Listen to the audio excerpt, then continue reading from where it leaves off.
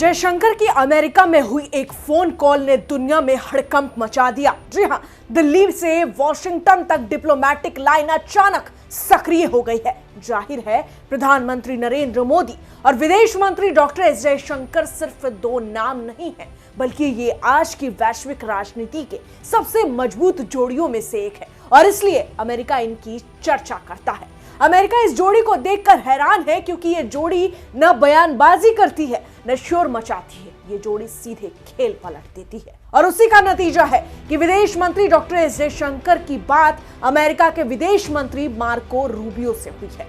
जहां दोनों के फोन कॉल पर क्या क्या बातचीत हुई है और इससे क्या कुछ बदलने वाला है, इस रिपोर्ट में आपको सब मिलेगा। फोन पर बातचीत शुरू हुई नए साल की शुभकामनाओं से, लेकिन कुछ ही पलों में बातचीत सबसे बड़े मुद्दे पर आ जाती है। व्यापार समझौता, परमाणु ऊर्जा, महत्वपूर्ण खनिज और हिंद प्रशांत क्षेत्र की सुरक्षा। यही दुनिया को पहला संकेत मिल जाता है कि भारत अब इंतजार करने वाला देश नहीं रहा।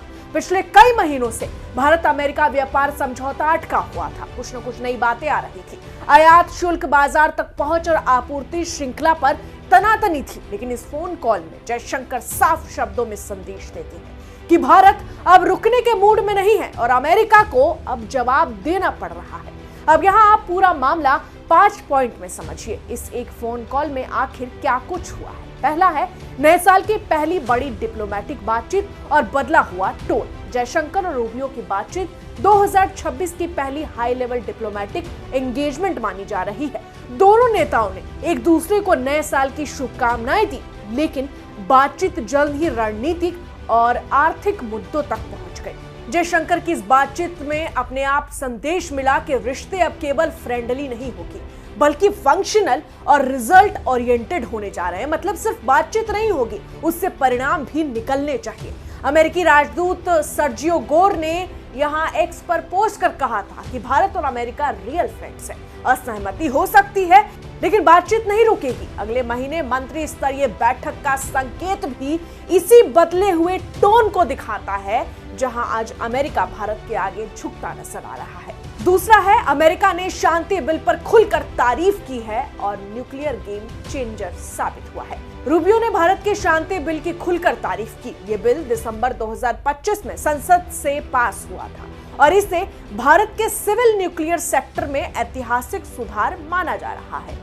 यहाँ शांति बिल ने एटॉमिक एनर्जी एक्ट 1962 और न्यूक्लियर लायबिलिटी एक्ट 2010 की जगह ली है। यानी अब प्राइवेट कंपनियों को सीमित तौर पर न्यूक्लियर पावर जनरेशन की इजाजत मिलेगी। AERB को कानूनी दर्जा मिला है और हादसों में जिम्मेदारी का ढांचा साफ हो गया है। अब आप समझिए कि अमेरिका के लिए ये बड़ा मौका क्यों है, क्योंकि उसकी न्यूक्लियर कंपनियां अब भारत में निवेश कर सकेंगी। भारत का लक्ष्य है कि साल 2047 तक 100 गीगावाट न्यूक्लियर क्षमता हासिल करना है और यह सहयोग ऊर्जा सुरक्षा को पूरी तरह बदल सकता है। और इसी सोच के पीछे है प्रधानमंत्री नरेंद्र मोदी। जबकि इस फोन कॉल के तीसरे मुद्दे पर आए तो यह है ट्रेड डील पर ब्रेक थ्रू के संकेत, 500 अरब का टारगेट।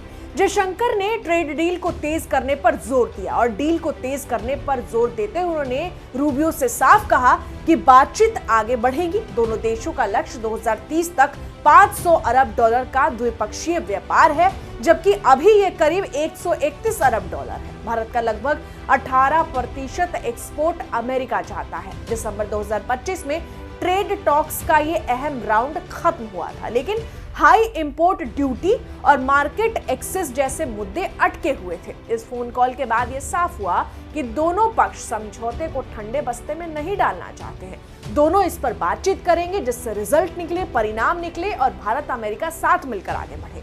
यही वजह है कि इसे ट्रेड डील की खुशखबरी का पहला मजबूत संकेत माना जा रहा है। चौथा है पैक्स सिलिका और क्रिटिकल मिनरल्स। भविष्य की लड़ाई की तैयारी। अमेरिकी राजदूत सर्जियो गोर ने पैक्स सिलिका इनिशिएटिव में भारत को शामिल होने का न्योता दिया और बताया कि अमेरिका ये इनिशिएट ले रहा है। ये पहल सिलिकॉन, एडवांस मैन्युफैक्चरिंग, सेमीकंडक्टर और AI की सप्लाई चेन को सुरक्षित करने के लिए शुरू की गई है। अमेरिका इसे भरोसेमंद पार्टनर्स के साथ आगे बढ़ाना चाहता है और भारत इसमें फिट बैठता है। क्रिटिकल मिनरल्स जैसे लिथियम, कोबाल्ट और रेयर अर्थ्स पर सहयोग बढ़ेगा। ये चीन पर डिपेंडेंसी कम करने की रणनीति का हिस्सा है। भारत के लिए ये एक इकोनॉमिक और स्ट्रैटेजिक दोनों लिहाज से बड़ा मौका है। मतलब आर्थिक तौर पर भारत को मजबूती मिलेगी। जबकि पांचवा है इंडो पैसिफिक रक्षा और एनर्जी पर मजबूत साझेदारी। बातचीत में इंडो पैसिफिक को लेकर साझा दृष्टिकोण दोहराया गया। खुले और स्वतंत्र इंडो पैसिफिक की प्रतिबद्धता फिर दोहराई गई। रक्षा सहयोग, एनर्जी सिक्योरिटी और टेक्नोलॉजी पार्टनरशिप पर भी सहमति बनी। गौरतलब है कि भारत को लेकर अमेरिका लगातार कहता रहा है कि इस मामले में भारत सबसे मजबूत पार्टनर भी है और सबसे मजबूत चेहरा भी, जो चीन से मुकाबला कर सकता है। दोनों पक्षों ने माना कि निरंतर संवाद जरूरी है। अगले महीने संभावित मंत्री स्तरीय मुलाकात इस रिश्ते को और आगे ले जाएगी। यानी आने वाले समय में भारत और अमेरिका के लिए एक बड़ा अध्याय लिखने जा रहा है। कुल मिलाकर ये कॉल भारत और अमेरिका के रिश्तों में सिर्फ एक चैप्टर नहीं है, बल्कि नई किताब की शुरुआत है, जहां भारत आर्थिक तौर पर भी आगे बढ़ेगा और अपने स्ट्रैटेजी के तहत भारत को एक नई विकास की दिशा दिखाएगा। अब सीधी भाषा में समझ लीजिए कि ये फोन कॉल इसलिए खास है क्योंकि इसने दिखा दिया कि प्रधानमंत्री नरेंद्र मोदी के नेतृत्व और डॉक्टर एस जयशंकर जो भारत के विदेश मंत्री हैं, उनकी कूटनीति में भारत अब सिर्फ प्रतिक्रिया नहीं देता बल्कि दिशा तय करता है। एक सही समय पर की गई बातचीत भी अंतर्राष्ट्रीय राजनीति का रुख बदल सकती है। बहरहाल इस पूरी खबर में इतना ही, लेकिन आप इस पूरे मामले पर क्या कुछ कहेंगे, आपकी क्या प्रतिक्रिया है, कमेंट में जरूर लिखें। मैं आपके साथ रंजना उपाध्याय, आप देख रहे हैं HCN न्यूज़। धन्यवाद।